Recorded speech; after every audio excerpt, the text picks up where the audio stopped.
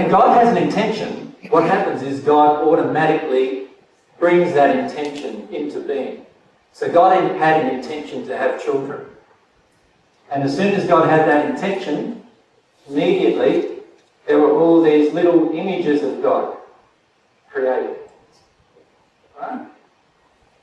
Of which you are one half. Right? And they all have masculine and feminine qualities of various degrees. So some of these little souls, we will call them the word souls. Some of them have lots of femininity, little masculinity. Others have lots of masculinity and little femininity. And they actually split in two when they come to Earth. So what actually happens is, at this condition or at this level, there's a few things that they are not aware of. For example, let's look at what these souls are aware of in this condition after they were just first created, before they've ever experienced anything. Well, the first thing is that they have some instinct.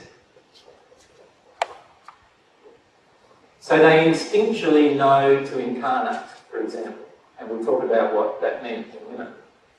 They also have personality.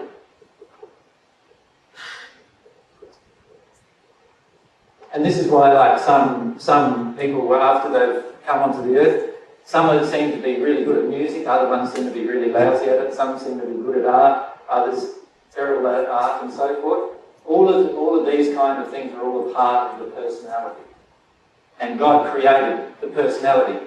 And just like everything that God created, there is a huge variety. So it goes from one spectrum, if you like, hardly knowing anything about art at all, right the way to the other spectrum of being 5 years old and be able to do some wondrous paintings, for example, with regard to just that quality of artist, the artist quality. Every personality has all of these unique attributes. You are completely unique.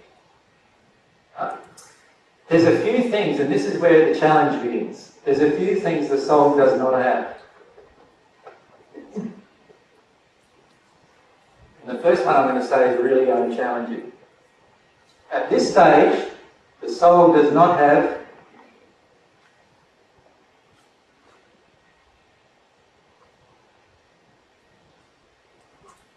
how does that feel? I'll explain why. When the soul is in this state, it has never yet learned to, it hasn't experienced anything. Does that make sense? It doesn't even know of itself. It does not have any consciousness of self. Consciousness.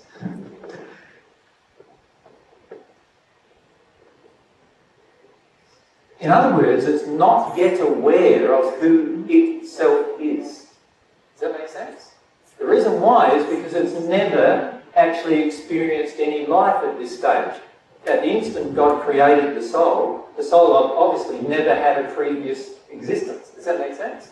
So therefore, it can't have been conscious of who it was yet. Does that make sense? And so at that pristine, so this is the pristine condition, if you like, of the soul just at the instant of creation. And it doesn't know even that it has a choice, because it is yet to experience choice. It doesn't know yet that it's got free will, because it's yet to experience what free will is. Does that make sense? It is actually the process of incarnation that creates the ability to have free will. It creates the ability to have choice, and this is why we incarnate. We incarnate in the first instance. In other words, we come to earth with a physical wrapper and a spirit body wrapper, and the reason why we come to earth in that form is so that we can begin to experience.